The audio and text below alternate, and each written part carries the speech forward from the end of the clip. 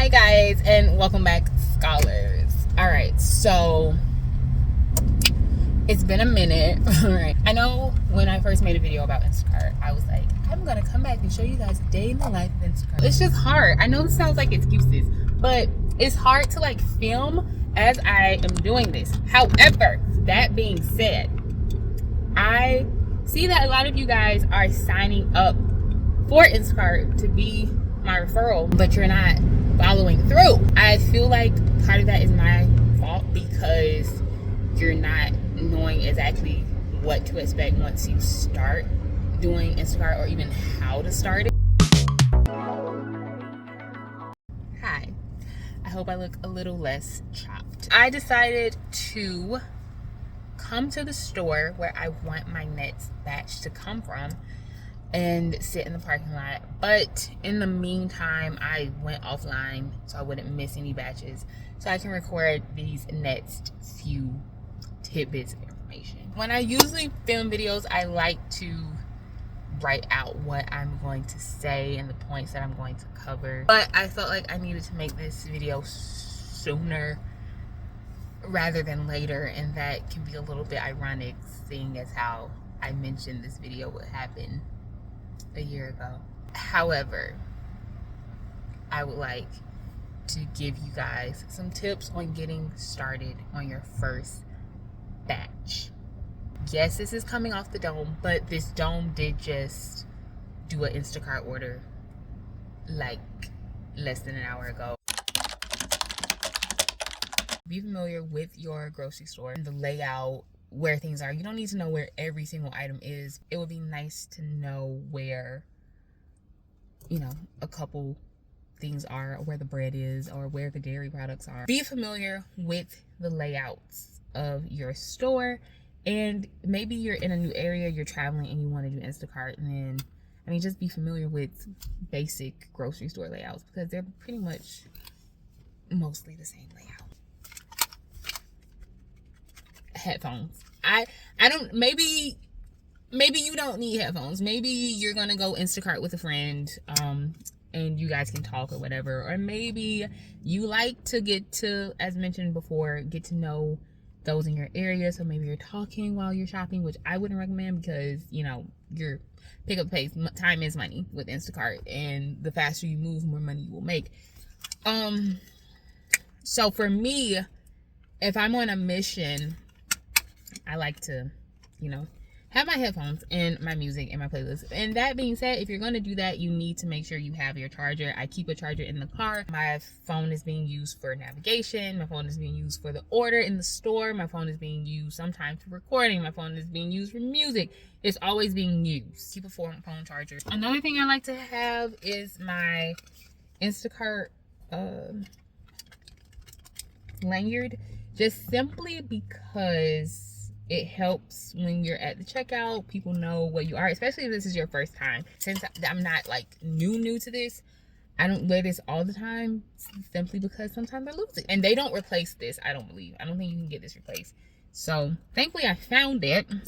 But I like to have this when I'm shopping, because it helps if I need to ask like some of the employees, like, where and they will recognize Instacart, and they might be a little bit more helpful. And also when I'm in neighborhoods where maybe I look like I don't belong, it's nice to have this to be like, I'm safe. I'm a safe person. And of course, have your debit card just in case, or your physical Instacart card, which I have it. It's back there. I'm not gonna grab it right now, but the physical, wait a second, this one right here.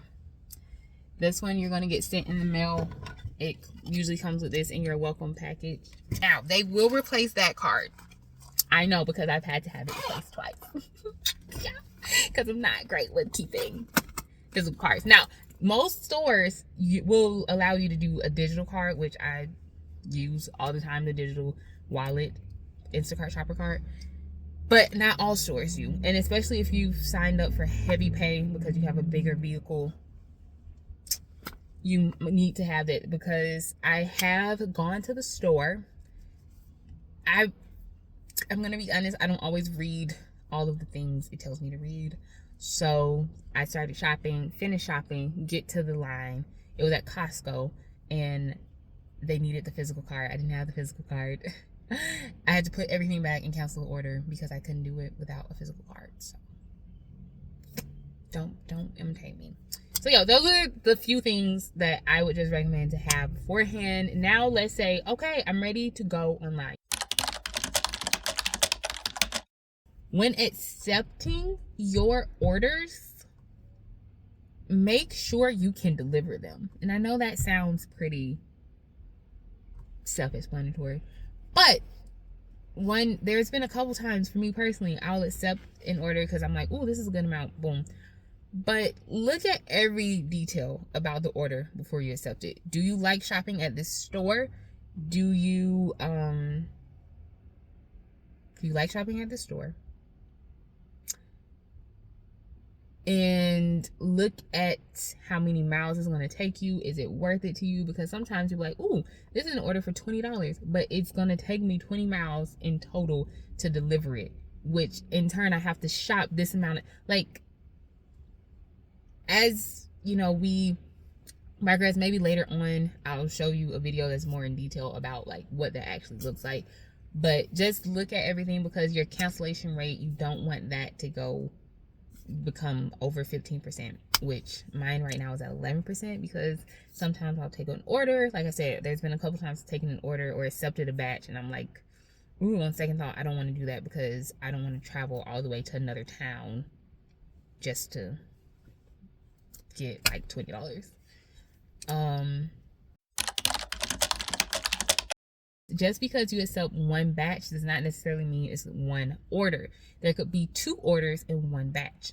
So one thing that is helpful, for example, I just completed an order or a batch that had 3 orders, and they separated by A, B, and C. So when I'm shopping, the one that I did today, I grabbed an extra,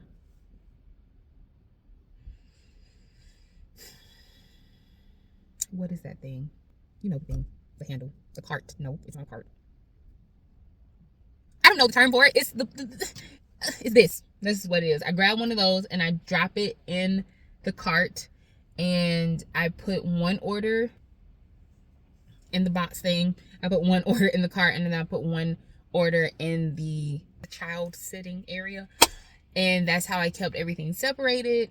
You can look to see how many items are in each order. So based on that was how I determined which cart or which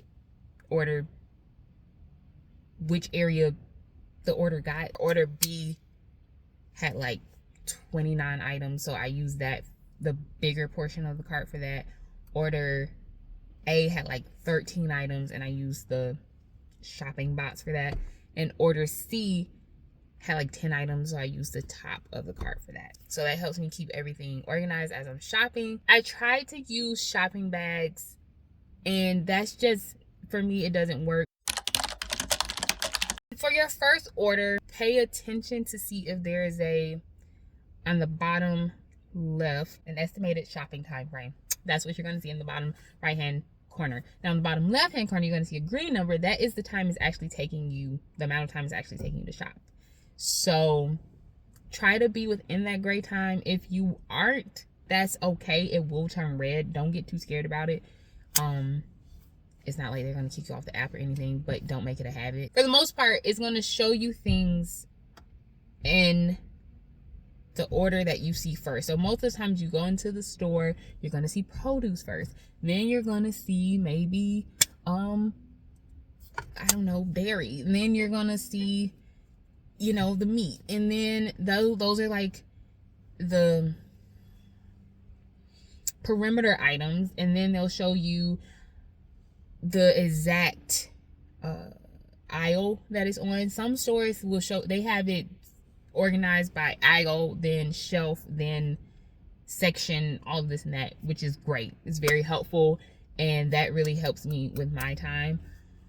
Other stores are not as helpful, so that's just something you have to keep in mind. And again, knowing like the layout of a store. For example, if I go to Lowe's and it might say get such and such. And if I'm not familiar with where such and such is, then it's going to take me a minute, and therefore my time elapses and all this and that. I do not like to do self-checkout, especially if I have multiple orders. If I have one small order in a batch, I'll do self-checkout. But 9 times out of 10, I don't. I have multiple orders because I have signed up for heavy pay. So I like to go to an actual checkout. Try to determine who you go to for checkout, because sometimes I'll pick a great person. I'm like, yes, thank you. You are helping me with my time, because they do kind of keep track of your checkout time. But sometimes I'll get with someone and they're like, yeah, they're not, at least they're not on my time frame, which is not always everyone's time frame is not the same. But if you're shopping, time is money. You need to separate everything by the order. And I like to let them know, hey, I have 3 orders, I'm doing Instacart. And each order, sometimes your order will have, or your customer will have a shopper code. So you want to make sure you scan that before they start, swiping. One thing I like to do, especially if where you're shopping has brown paper bags, or where you are shopping has paper bags, because that's one reason why I don't like to use reusable bags. These are just my bags that I have for living. I don't like to use these because I'm gonna have to take them out anyway, and it kind of gets in my way, and I'm gonna have to take them all out. And if you have paper bags, I like to either bring a Sharpie or a pen, or sometimes the cashiers will have a pen that they will let you borrow, and I just like to mark, okay, these are all for bag, or this is all for order A, this is all for order B, this is all for order C, to help keep track of things in my mind. Now you're gonna have to take a picture of the receipt, so don't crumple up the receipt. One thing I like to do, especially if I have a pen, is to write on the back of this receipt that this is A, and also it asks you how many bags like it received if they charge for bags. So A with 2 bags, and this is on the back of the receipt. B with this many bags. And the reason I do that is because once you check out all the orders in the batch, they're going to ask you for pictures of the receipt. So for me personally, I like to do this while I'm still in the store. I'll take a picture of the receipt and put it in the bags. I'll put in all that information while I'm in the store. Then before I confirm that I've kept the receipts, I come outside and pack up my car. And when packing your car, keep in mind that usually A, B, and C, they're telling you the order in which you're going to deliver. So maybe A, you'll keep up front since you deliver that first, and B, put in the back, and C, put in the back. Or maybe you want to do it the other way around, put A and B in the back and C up front, since that will be your last order. So just keep that in mind when you are packing your car. And once you pack your car, get in, confirm you kept the receipts, because then you can start the delivery and you can navigate to all the different areas. And usually they're pretty good at giving you a nice clean route. So for example, they'll show you to the closest one first, and then they're usually all in a similar area. I think that will get you guys off to a good start. So again, if you do decide to be my referral and you have more questions, put them in the comments. I'm sure, as you guys have seen, have not been as great as I have been in the past about comments, just because, again, life is different for me now. So, but don't stop commenting, because I see other scholars helping each other out, and also one of your comments could help me make a more comprehensive video in the future. So if this video was helpful, give it a thumbs up, let me know. Feel free to, share your thoughts below. So this has been it for today's lesson. Feel free to like and subscribe, and I will see you next time.